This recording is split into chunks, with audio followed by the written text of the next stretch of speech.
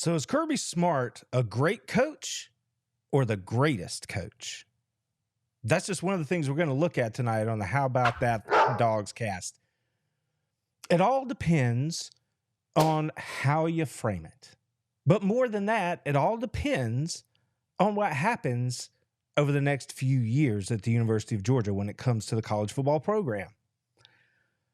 If the next 10 years of Georgia football look like the last 5 seasons, it will be the most dominant program run in the history of college football. Now, a statement like that is bound to get some people's hackles up, make them want to argue. They're going to throw out everybody from Nick Saban to Pete Carroll. They're going to toss around names like Paul Bear Bryant, Tom Osborne, Woody Hayes, maybe. There have been a lot of really good college football teams over the years. There have been a handful of really good college football programs that were able to sustain that over a period of few years. And then even fewer that have been able to punch that up and be a national championship contender or a national championship winner inside their window of dominance. I mean, if you were to sit back and just think about, without giving it too much thought, who are like the greatest coaches in the history of college football? And then if you look at those coaches, what were their best runs? What did they get it done? What did they accomplish during those windows where when you mentioned college football, you thought about that program first? Admittedly, some of the things we're going to talk about tonight are going to be done on a bit of a sliding scale because not all of these windows are the same length. Over on the community page on my YouTube channel, I posted a poll, and I asked who has had the most dominant college football run, both as a university and a head coach that oversaw that run. So think Pete Carroll at USC, for example. If you're interested in voting, I would love to see the results. Head on over to the page and tally your vote there. But tonight, what we're going to do is take a look at what Kirby Smart has done at the University of Georgia during his time there. That's 8 full seasons. And specifically the last 5, because when you're talking about things like dynasties and you want to throw around terms like that, which I have never thrown around easily, it can be nothing more than a 5-year window. Some people prefer to use just a 3-year window because it's always just a rolling snapshot. The game is changing. The players are changing. The rules around the game are changing. Roster management is a huge part of this today. So to look anything beyond 5 years is just silly. Like, there's no point in worrying about it. So it's like I said off the top.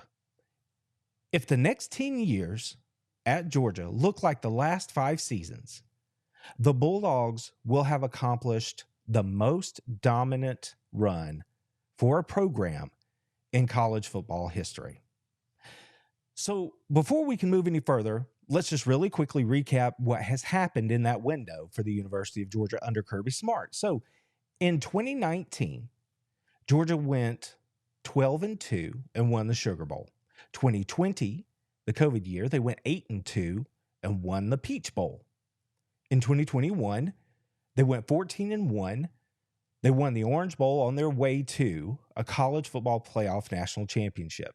In 2022, they went 15-0, winning the Peach Bowl on their way to a college football national championship. Back-to-back years. In 2023, the Dogs went 13-1 with an explosive Orange Bowl victory over Florida State.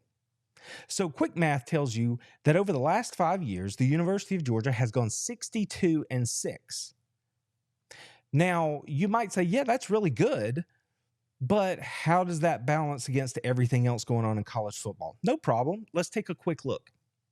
If you haven't thought that Georgia was the most dominant program in college football over the last few years, then you absolutely thought that it was Alabama. So what did Bama do over the last 5 years? 2019, 11-2. 2020, 13-0. That was the national championship year for the Tide. 2021, 13-2. 2022, 11-2. 2023, 12-2. With their last national championship being in 2020. So that tallies up to be 60-8 over the last 5 seasons. So who else is in this discussion? Well, let's mention this last national champion. Let's look at Michigan. Over the last 5 years, they've gone 9-4, 2-4. Let me say that again, 2-4 in the COVID year.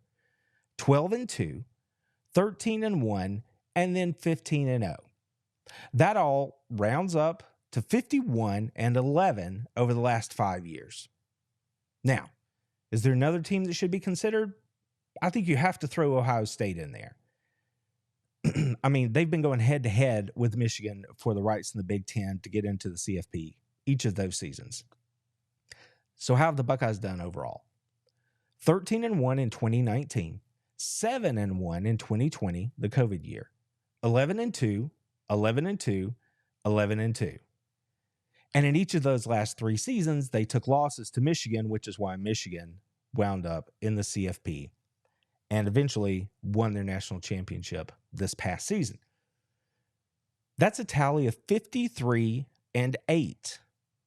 Now, there might be another school that you could search around and find that you wanted to throw into this mix. But for my money, if I'm talking about the best teams in each of the last 5 seasons, the ones that have been there consistently are the ones that I mentioned. Feel free to leave it in the comments below if you think there's some other team I've overlooked here.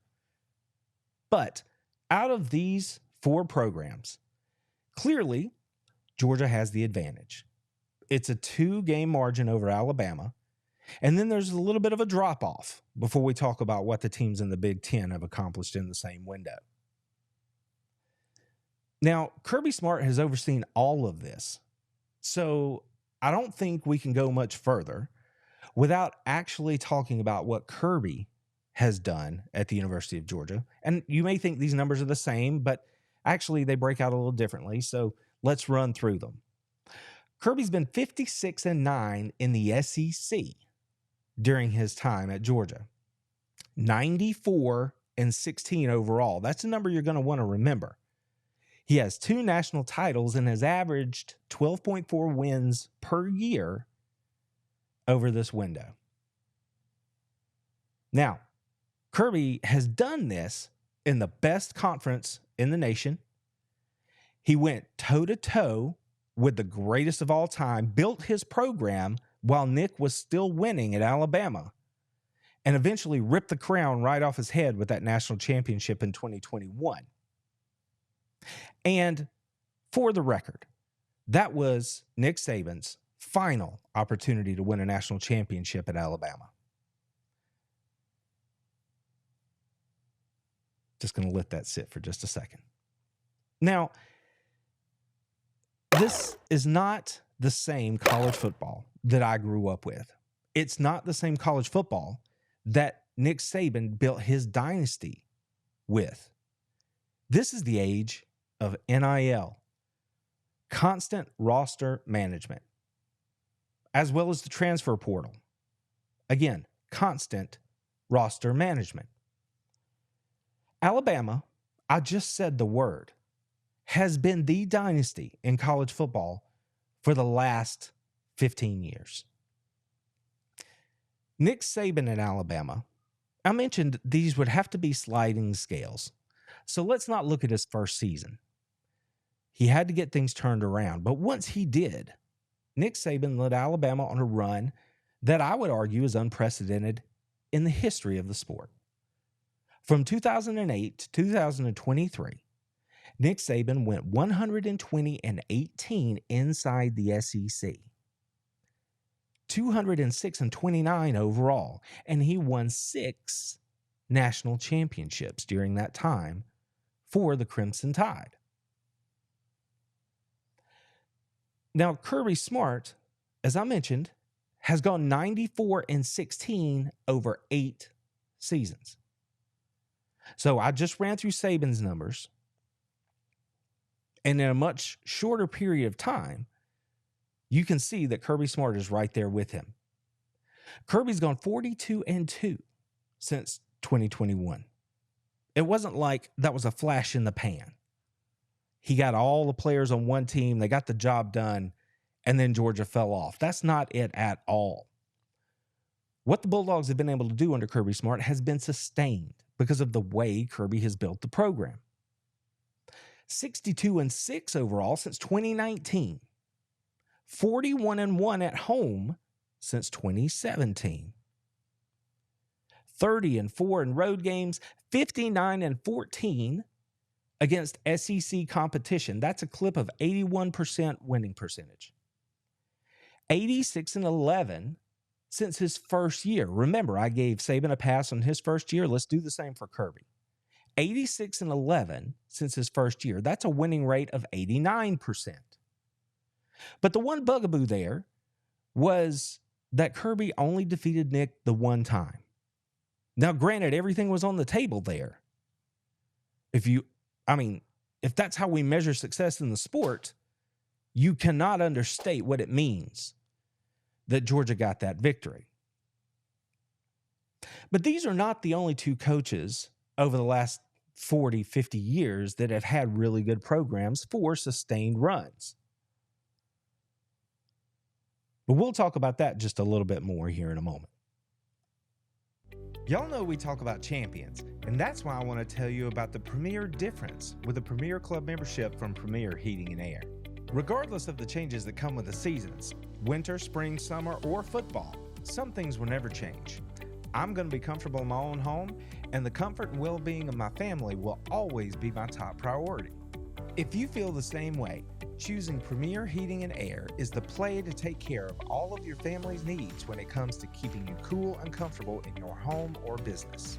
Whether you're looking to keep your current HVAC system running at peak performance, you need to replace an aging system, or you're adding on to your home and need to upgrade to a larger heating and air system, which is what I did a few years back when we built an addition onto our home, Premier Heating and Air has got you covered.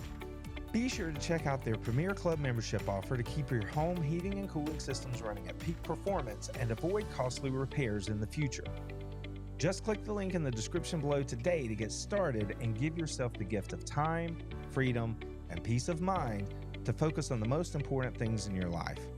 The choice is clear, y'all. You've just got to experience Premier. Now, Kirby Smart and Nick Saban have been amazing during their tenures at their respective universities. I don't think you can find a better word to use. You could say maybe unbelievable, but obviously that's what's going on. We see the results on the field, so I have no problem believing it. But those two have been doing it in a way that no one else seems to have been doing it. But as I mentioned before the break, they are not the only ones that have been winning at a great clip, certainly not over the last 40 or 50 years. If you're talking about a window, again, Kirby is in year 8. And if we look at Nick Saban's run from 2008 to 2023, we're looking at a 15-year span. So in that 15 years, Nick Saban won 6 national championships. In the last 3 seasons, Kirby has won 2. In the last 5 seasons, let's push it back that far, he's still sitting on that same number. So just do the math, average it out. Let's say that Kirby, over the next 10 years, wins 2 national championships in each of those 5-year windows. Puts him at 6. And he played for another one, by the way. Just something to consider as we move deeper into this conversation. Now, as I mentioned, Kirby and Nick are not the only ones that have been doing it at a high rate, a high clip. I am Gen X through and through.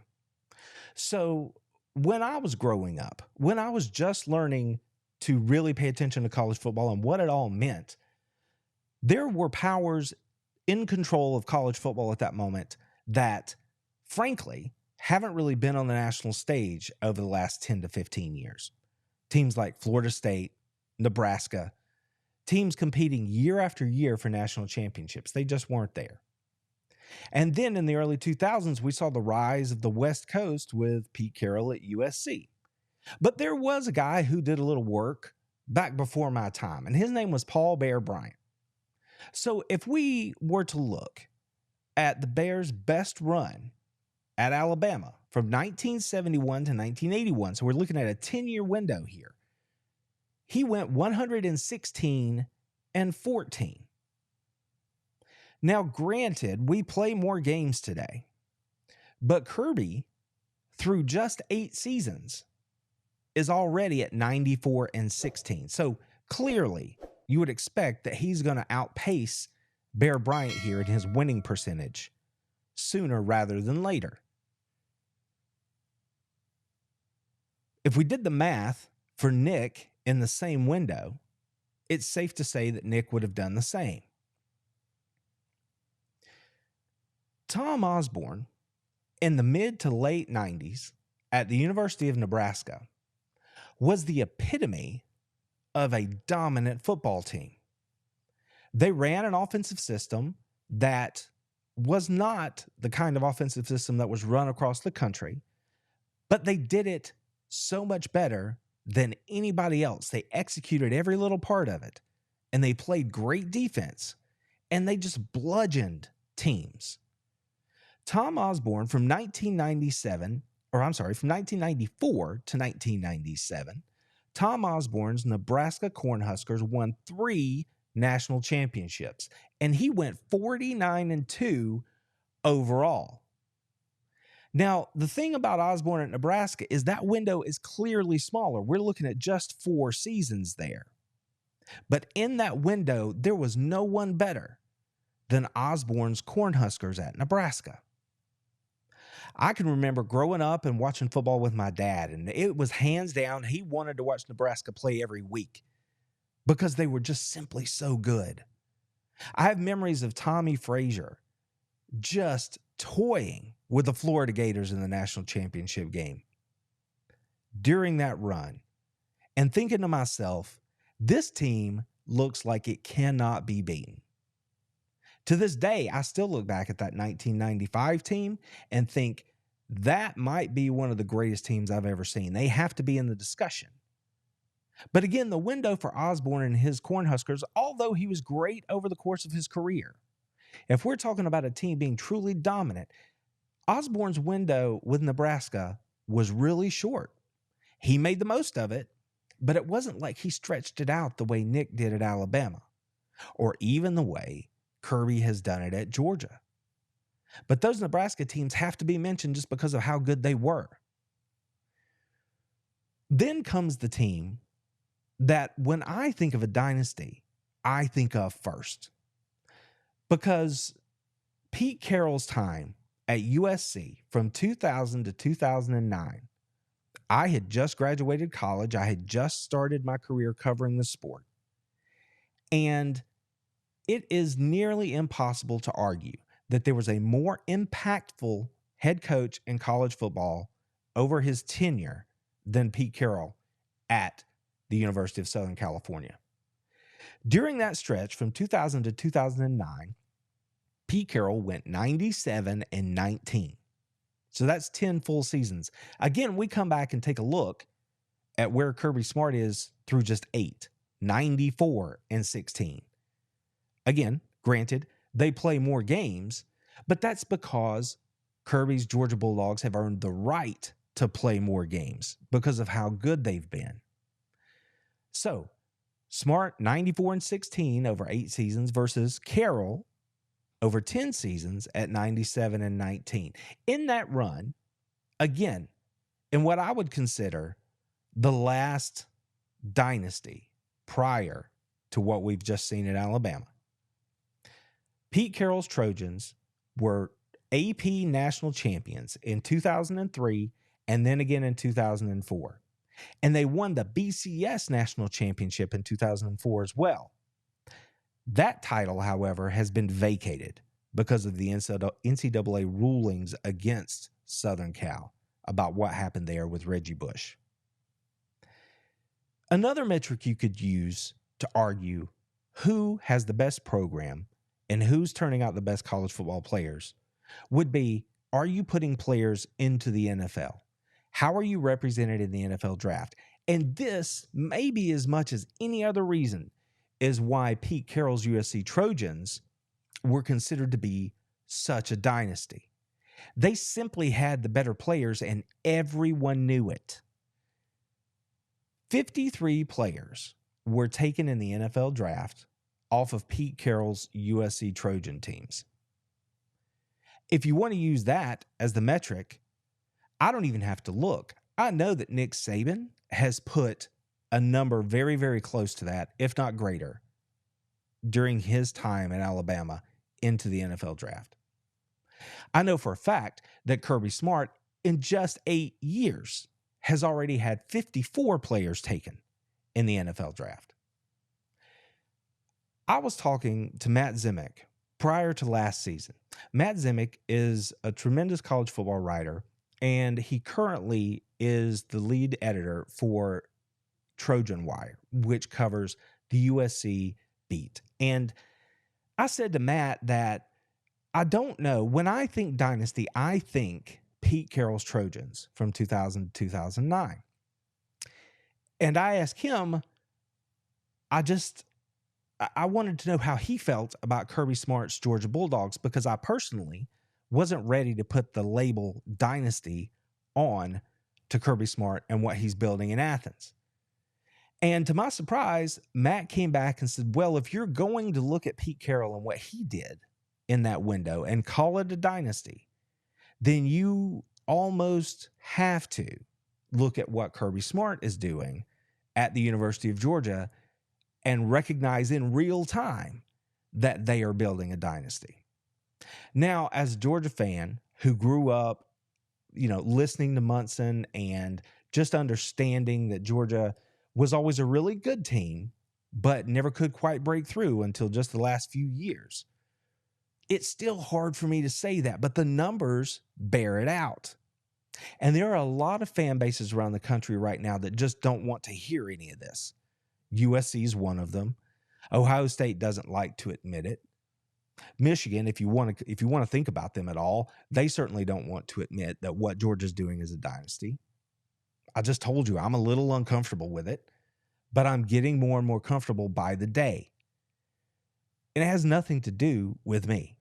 It has to do with the level of production and sustained excellence that Kirby and his teams are showing us year over year during his time as the head coach at the University of Georgia. The thing about Nick Saban is that as great as he was as the head coach at the University of Alabama, there was no great big bad out there in the sport to oppose his rise with the Crimson Tide. Pete Carroll had done his time. It was winding down just as Nick was arriving in Alabama. And at the end of his tenure, the USC Trojans were nothing like they had been in the middle of his tenure. So they weren't even a problem, really, for Nick and the Crimson Tide to navigate as they began their ascension.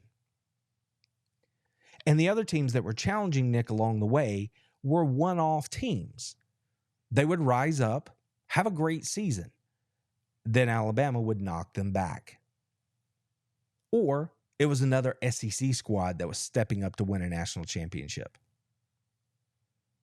No, Nick didn't have that mountain he had to climb year after year after year to get the job done. But Kirby Smart did.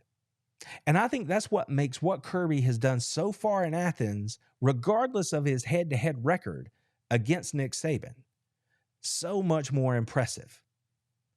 Because while Nick had it rolling in Tuscaloosa, top recruiting class after top recruiting class, the most talented roster in the history of the sport based on composite ratings, and not just one season, but in multiple years. While that was happening, Kirby Smart was still building his team at the University of Georgia.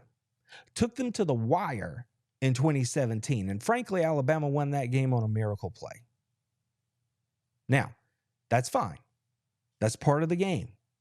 Georgia didn't make that play. Alabama did, and they deserved that national championship. But the point is, in his second season, Kirby had his team believing and doing the things necessary to get to that level. And from that point forward, Nick Saban knew he had a problem in Athens with Kirby Smart and the Georgia Bulldogs. And eventually, it shook out in that Kirby got that victory over Nick for a national championship in 2021. And it wasn't a one-off. They came right out the next year and steamrolled to a 15-0 record, back-to-back national championship, the first team to do it in the 4-team college football playoff era. To me, that just makes it even more impressive. If you're an Alabama fan, if you are a USC fan who wants to hold on to the past, if you are an Ohio State fan who just feels like you're constantly being disrespected because of where and who you play, maybe you don't want to hear what I just said. But I think what Kirby's done, when he's done it, is so much more impressive than what we've seen any of these other coaches do when they did it. Now, moving forward, things are changing. And just this week, we heard, as I've been pointing to, that the college football regulatory committees are sitting down and they're discussing how they can change the landscape of college football, especially around the recruiting aspects, how to make the game easier on the head coaches that are having to navigate what is now an insane December schedule. I've been telling you that I thought guardrails were coming. I thought changes would have to happen. It looks like that's what's going to unfold. We also see that now they're making headway on what's going to happen with the 12-team playoff, how that's going to look, who's going to show the games, and if it's going to expand. That's a topic for another essay. But changes are happening, and that's the point, is that everything is shifting in the landscape of college football these days. That means that as we look at who has made the best run over these windows of time, we have to consider how many games they're playing, what the level of competition is, what sort of conference alignment they're in, what's the depth of that conference. All of those things have to be considered. So when I start breaking it down and looking back, as great as what Paul Bear Bryant did, that was a different universe than what we're talking about in today's college football. Tom Osborne and his Nebraska performance was fantastic, but it was short-lived. It never had any chance to see the kind of sustained excellence that Kirby has seen, that Pete Carroll saw, or that Nick Saban saw. Well, that brings us right to Pete Carroll. At the end of the day, as great as everything that Carroll accomplished at USC, as great as all of that was, and as inclined as I am to say, when I think dynasty, I think Carroll's Trojans. The bottom line is, they wound up getting busted by the NCAA and having one of their national titles vacated. So, in some way, you have to look at that and say, that has to mar, that has to stain what they did. It was great. I'm not saying it wasn't, but I'm saying that it forever has a bit of a black mark on it. But even if I gave him full credit for everything that he's done, 2000 to 2009, 97 and 19, and a couple of national titles. Kirby Smart in 8 seasons already has the 2 national championships. Nick Saban at Alabama already had 2 national championships. So even as great as what Pete Carroll did, even as great as that was, There is no doubt that when we talk about who has been the most dominant team and who has had the most dominant program over the last 15 years, it has been the Alabama Crimson Tide under Nick Saban. I hope all the Alabama people clip this part out. They give me a really hard time thinking I'm beating up on their team most nights. I'm not. Repeatedly, I have said that I am impressed to no end with what Saban has done in Alabama. I always wanted my Dogs to play Nick Saban's Alabama Crimson Tide because I wanted my team to play the best. The record is what it is. But that's what was. If the next 10 years look like the last 5 seasons at Georgia, the Dogs will have accomplished the most dominant run of a program in college football history. I feel really confident in saying that because we've already talked about the expanded playoff. There's the potential for a team to go 17-0 in the new format. I mean, we're still getting our heads around what it means for a team to go 15-0. There's only been a couple that have been able to pull the feet off. And now there's a shot that a team could go 17-0. It's unlikely, but the bottom line is you're having to play more games. And 3 weeks ago, if you had asked me, I would have argued maybe we should get rid of conference championship games. Now there are rumblings that the conference championship games, at least in the Big Ten and the SEC, are going to continue. And in this new format for the college football playoff, they're going to be woven into the playoff format so that a team could go 12-0, and then they play their conference championship game, and that just happens to be the first round of the playoffs. Except you've got 2 SEC teams and 2 Big Ten teams playing each other in like a mini playoff. But it builds right into the greater college football playoff. Who knows? I don't know that that's how it's going to shake out, but it's being considered. So the opportunity for more games, it's certainly not going away. It's going to stay there. And when you look at that and you think about if chalk holds, if things are just average for Kirby Smart and the Georgia Bulldogs over the next 10 seasons, remember, to this point, Kirby has won 12.4 games per season in Athens. If average continues, stretch it out over 10 years, the easy math tells you that's another 120 victories on top of the 94 he already has. Clearly, that's going to outpace any other coach that we're talking about here. That would give him 214 victories. On average, that would give him 4 more national championships, which would give him a total of 6. How many did Nick Saban win at Alabama? 6. Now, obviously, he may not win 1, or he may win 7. We can't know.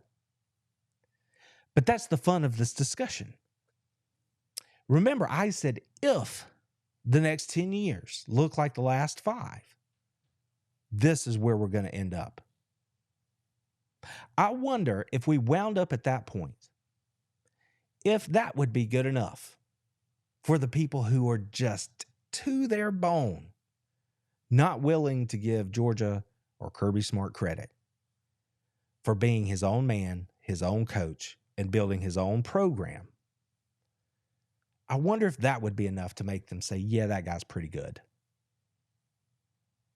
We'll see.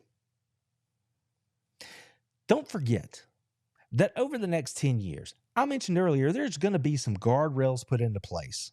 I think there has to be, not just on the recruiting calendar, but also on how players are able to take advantage of their name, image, and likeness.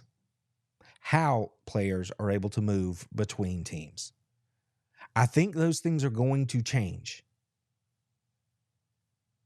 There's going to be a lot of change in college football over the next few years. Again, the shifting landscape of the playoff, because we don't know exactly what that's going to be, NIL, the transfer portal, there's a lot out there.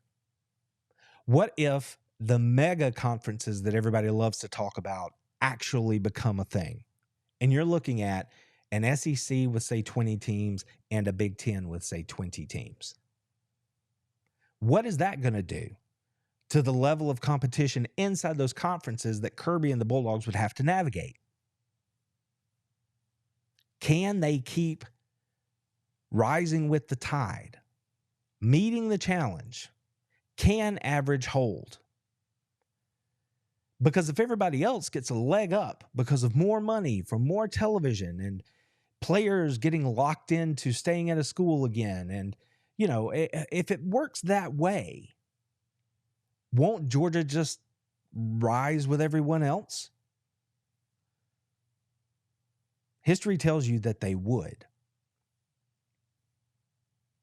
Again, we can't count on any of this happening, but I think it is an absolutely fair discussion to have,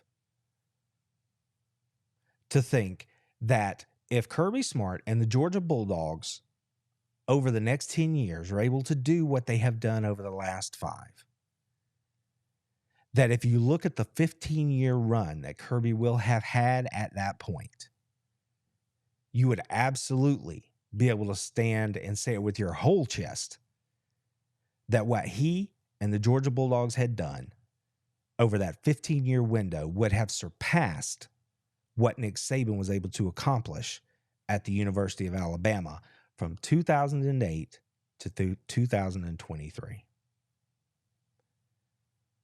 That's what the college football offseason is all about. That's what it's for. This is the time of year that we can look into the future and say, what if? But there are other teams out there, teams that I didn't even mention tonight, that may factor into this. Teams like Florida State or potentially Oregon, or let's say Southern Cal finds their way out there and learns how to play a little bit of defense. Maybe it's somebody that we're not even considering that's going to be able to sort of figure things out and become a new challenger. We don't know. But that's what makes the game great. That's why we are all here. And that's what makes discussions like this one so very much fun. Heading into 2024, again, we have to assume that Kirby Smart is going to keep the ball rolling over in Athens. Recruiting rankings tell us so. Even with the staff turnover that we've seen, he has a proven track record of keeping things moving in the right direction because the culture is greater than any one coach or any one player. A singular team will not define the run. I think most Georgia football fans thought that the 2021 team was going to be the definitive team for Kirby Smart. And then 2022 happened. That takes nothing away from what the 21 team was, but we have to give the 22 squad their due. So we don't know what's coming, but heading into 2024, it is hard to argue. I would say impossible to argue that Georgia has the best program in college football. They have the best head coach in college football. And they are led heading into this next season by the best quarterback in college football. The best player at the most important position in the game is going to lead a Kirby Smart team onto the field in 2024. They are the odds-on favorite to win the national championship this year. Like I said, maybe he wins 4, or maybe he wins 6 out of the next 10. We don't know. But again, that's why these conversations are fun. It is because of you that we are now able to say that we are on the road to 10,000 subscribers here on the YouTube channel.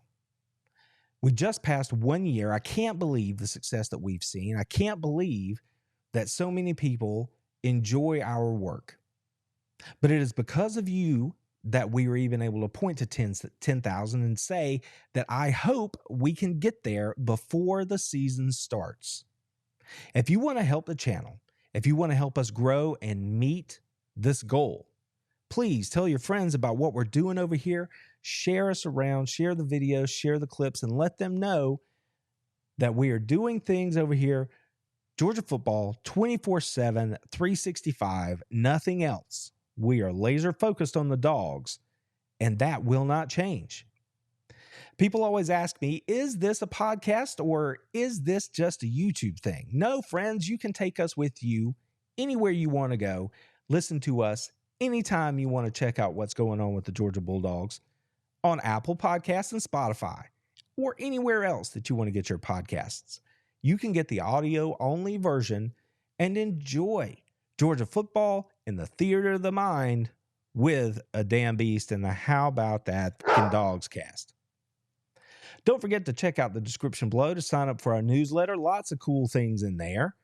You'll be the first to know about everything going on with the damn beast. All you have to do, check out the newsletter. I promise you, no spam. I will never do anything with your information.